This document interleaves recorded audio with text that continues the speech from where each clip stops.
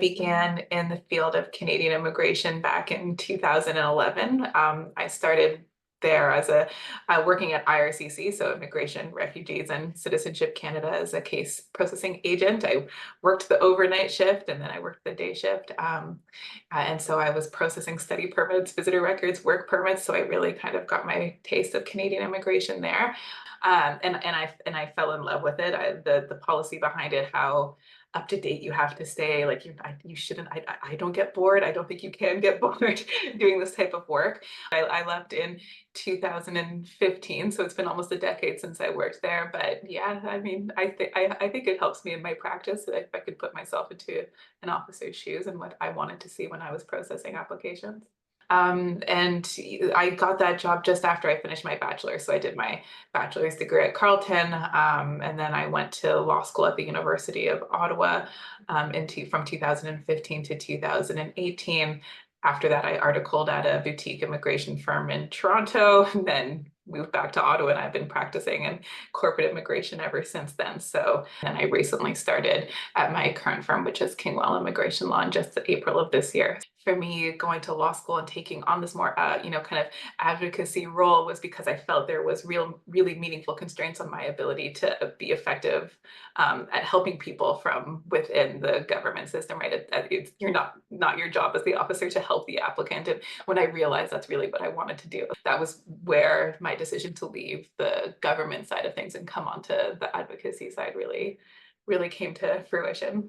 And then on the more personal side, I come from a family of immigrants. My dad immigrated here in the 70s, the late 70s, when he was sponsored by his sister, when you could still sponsor siblings. And on my mom's side, her parents came here as refugees during the Second World War. So I would say, a pretty personal connection to immigration and refugee work. It's something that has let my family be as stable and safe as they are. So I felt, a personal inclination to help others, have the same benefits and the same chances that Canada provided to my family. What I like least and best, it's the same thing. I love how there's always something new happening, so that I don't really ever feel stagnant. There's always kind of different updates. You have to stay very on top of things, and at the same time it can feel a little tenuous, in that every day I start, it's a little bit obsessive. I start every day with checking program delivery updates and IRCC social media and the CBSA social media, and looking at the news releases for the day, because I'm fully convinced that I'm going to miss something important, and then I won't be able to give my clients the best advice. So it's good. It keeps me very engaged, and it certainly, as I said, I'm never going to be bored in this career. And there's a level of stress and anxiety, I think, that comes with not knowing when the next program change is going to be, or waiting for these like last minute program announcements that have been the kind of trend over the last year. Waiting until the last moment to announce eligibility requirements, or even how to apply and what portal we're going to be using. It can be exhausting, and I do sometimes feel like I'm not like I have this fear that I'm going to miss something, right? So it's the same thing, my favorite and my least favorite at the same time.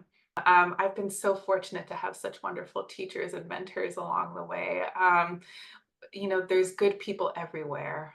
So yeah, I don't know if I can nail it down to one person. I was very fortunate in my articling to really have a rigorous training. And then when I came back to Ottawa, I worked with Betsy Kane, and and she taught me so much. And her former associate, who now has her own firm, Tamara, she's who I want to be when I grow up, so to speak. She knows everything. And there's just, between the CBA listserv and, CELA and all of these wonderful organizations that we have, I've been so fortunate to meet just amazing people. I have colleagues that I used to work with, that I work with now. We talk every day, and we'll still talk strategy, and it's a really collegial bar. And yeah, I don't know if I can nail it down to one person. I've been very fortunate to meet a lot of really excellent practitioners along the way.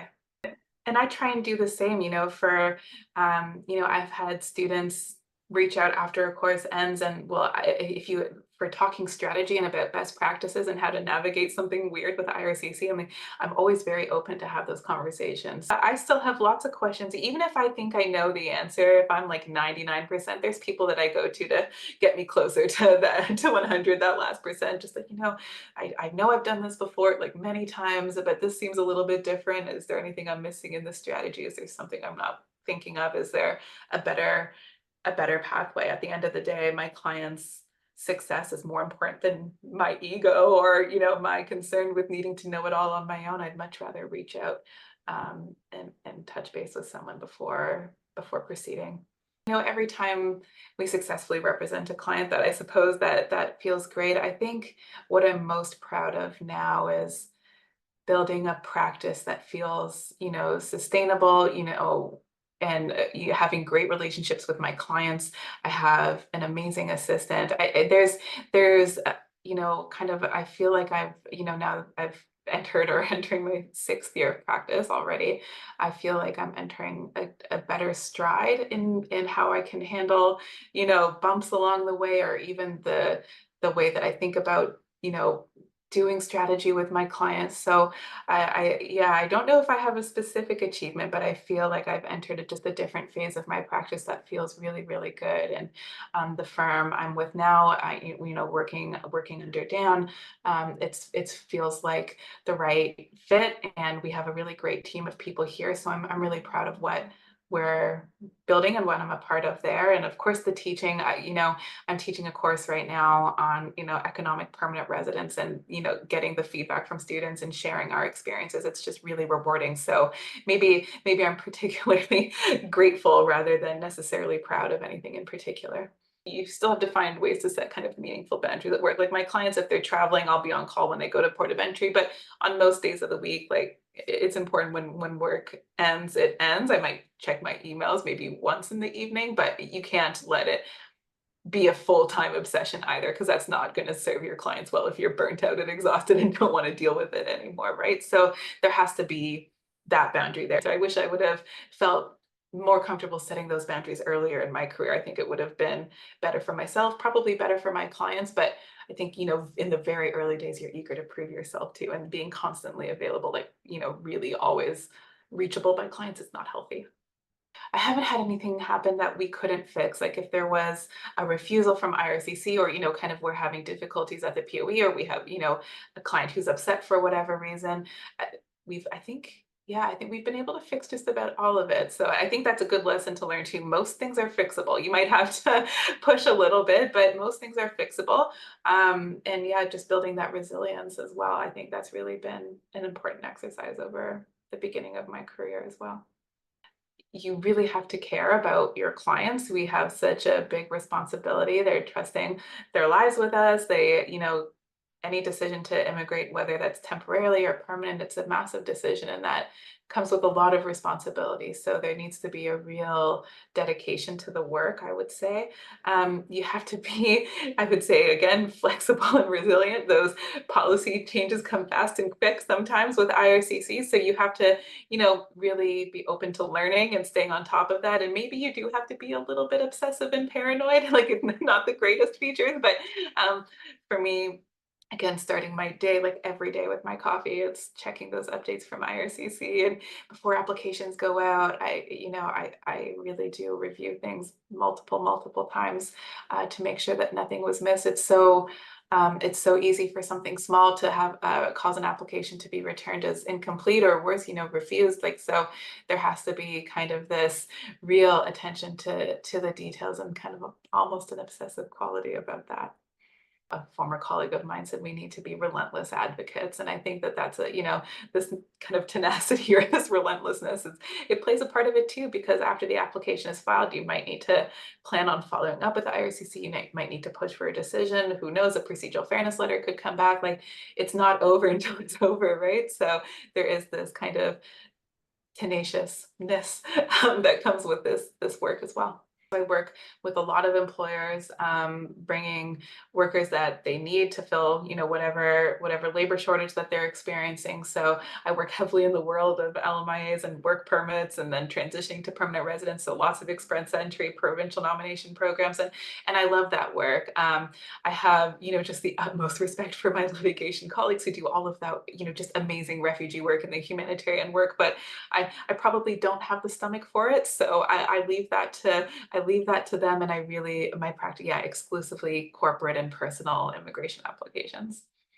It feels less forgiving. So, especially on the corporate and personal side, like some of the, clients who've come to me in consultations, or, they've had applications returned as incomplete, where I think before an officer might have asked for the document, and that could be, a result of some of the assistive technologies that are being used on the front end screening for things like eligibility. But it feels, far less forgiving than it was even 5 years ago when I really started in this field. That's the biggest change I've noticed. It just feels a lot more, not punitive, but just there's no real room for error. Not that you should ever be comfortable with making errors, but sometimes honest oversights do happen, whether it's yourself or your client coming to you after an application's been returned. Um, and it's a really kind of stressful way to have to practice, to understand that you might not be dealing with the human who will have a sense of, okay, maybe I'll just request this document. But you're up against, most likely some form of assistive technology. I'll use a very broad term there, that could just be less inclined or not able to have any discretion around asking for additional information or the document or what have you. So yeah, being really, really on it with how you label your documents, and just triple checking what you're uploading into these portals and screenshotting everything. It's just, yeah, it's the need to do that feels stronger than ever, just to protect yourself, protect your client, in case something does go awry. Thank you for having me here and letting me kind of go on about myself and my practice. This has been really fun, and it's just another good part of teaching here, and I enjoy it so much. So thank you for having me.